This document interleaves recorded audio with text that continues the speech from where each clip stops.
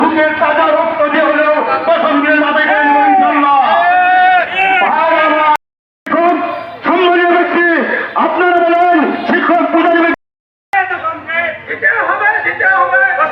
জানান দিচ্ছি আমাদের দশমকে দিতে হবে। বিদ্যালয়ে পাঠদান করে থাকি তা নয়, আমাদের আমরা তুলে ধরেন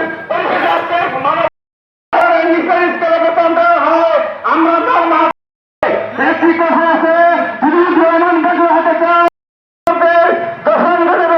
আছে আমার কথা শেষ করছি। আসসালামু আলাইকুম, ধন্যবাদ।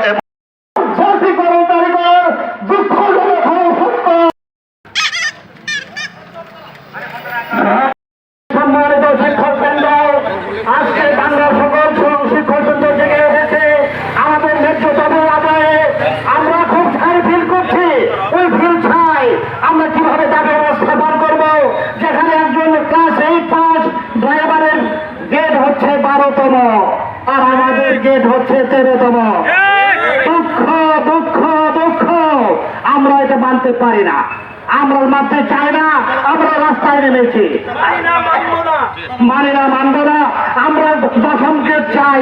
এই যে পর্যন্ত বাস্তবায়ন না হচ্ছে আমরা রাজপথেই থাকবো, আমরা রাজপথেই থাকবো। আমরা এটা যে পর্যন্ত বাস্তবায়ন না হচ্ছে আমাদের নাম সম্মত পাঠদান নিশ্চিত আমরা করতে পারতেছি না।